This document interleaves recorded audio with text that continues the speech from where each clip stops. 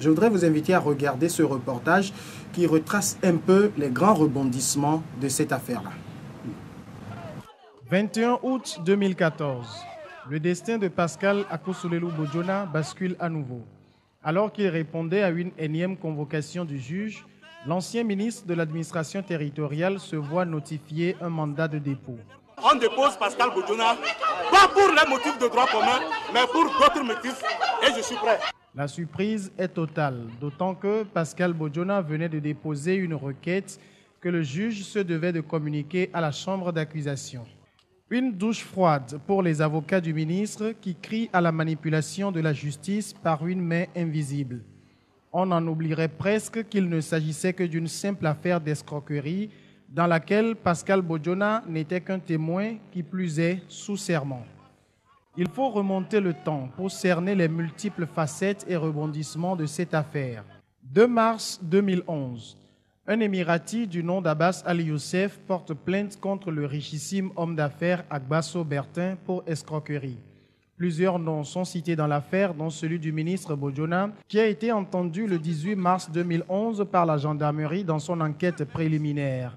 Elle conclura plus tard à son innocence absolue. Puis, le 10 août 2012, il est entendu comme témoin sous serment par le juge d'instruction. La surprise viendra quelques semaines après, lorsque le témoin devient par acrobatie juridique un inculpé. Bojona est envoyé une première fois en détention le 1er septembre 2012. Il n'en sortira que le 9 avril 2013, soit 7 mois et 9 jours de détention à la gendarmerie. Entre-temps, les rebondissements vont se multiplier.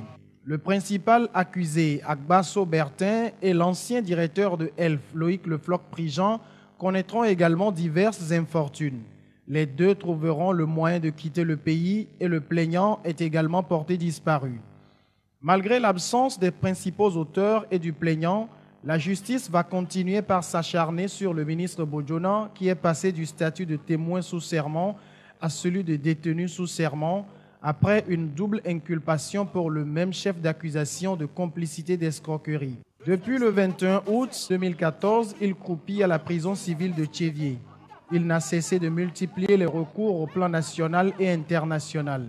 La Cour de justice de la CEDEAO, qui a été saisie dans cette affaire, a rendu son verdict le 24 avril dernier, verdict qui épingle l'État togolais à bien des égards. La Cour n'y est pas allée par 4 chemins pour démontrer que la détention de Bojona est arbitraire et que ses droits ont été violés. Presque tous les arguments avancés par l'État togolais sont tombés comme un château de cartes. La Cour de la CEDEAO n'hésitant même pas à qualifier ces arguments de, je cite, spécieux. La Cour démontre dans son arrêt que l'État du Togo se borne à affirmer que celui-ci a été inculpé et cette mise en examen a été motivée par l'existence d'indices graves et concordants de culpabilité ou encore qu'il existe des raisons plausibles qu'il a commis une infraction sans jamais spécifier ces indices ou ces raisons. Toutes choses qui font que la Cour de justice de la CEDEAO ordonne à l'État togolais d'organiser le procès de M. Bojona Akosulelu Pascal dans les meilleurs délais ou, faute d'éléments à charge contre celui-ci, de le libérer. Malgré cette décision, on ne peut plus limpide. Non seulement le procès de Bojona n'a pas été organisé, ce qui serait d'ailleurs difficile en l'absence des auteurs, mais pire, il est toujours en détention à la prison civile de Tchévier. Ce 21 août, il boucle 1 an jour pour jour dans cette prison, ajouté aux 7 mois passés à la gendarmerie, soit presque 20 mois de détention préventive. La détention préventive, au terme de l'article 112 du Code de procédure pénale du Togo, est une mesure exceptionnelle. Il est clair que le principe reste la liberté. Et l'article 113 du même Code dispose que la liberté est de droit lorsque la détention préventive a atteint la moitié du maximum de la peine encourue. Dans le cas d'espèce, le maximum de la peine encourue est de 3 ans. Pascal Bojona a donc largement dépassé la moitié du maximum de la peine encourue, donc devrait être remis en liberté. Pire encore, le ministre Bojona, dans cette affaire, n'est accusé que de complicité d'escroquerie. Le présumé complice serait-il devenu plus coupable que les présumés auteurs qui courent toujours? L'arrêt rendu le 17 avril 2014 par la Cour suprême dans l'affaire dite des incendies est très éloquent sur le fait de complicité. La complicité est une infraction d'emprunt et qu'on ne peut aggraver le sort du présumé complice pendant que l'auteur est en liberté, à moins pour le juge de présumer de la culpabilité du complice.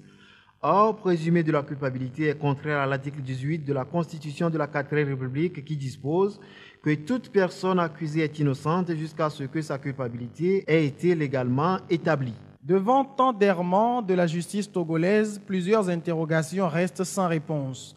La justice est-elle indépendante dans cette affaire? Qui a intérêt à ce que Bojona soit toujours en détention et pourquoi? Jusqu'à quand la décision de la Cour de justice de la CEDEAO restera-t-elle dans les tiroirs? Quand est-ce que le ministre Pascal Bojona recouvrira-t-il la liberté? Seule la justice togolaise, dont la modernisation a coûté des milliards de francs CFA, pourra répondre à toutes ces interrogations.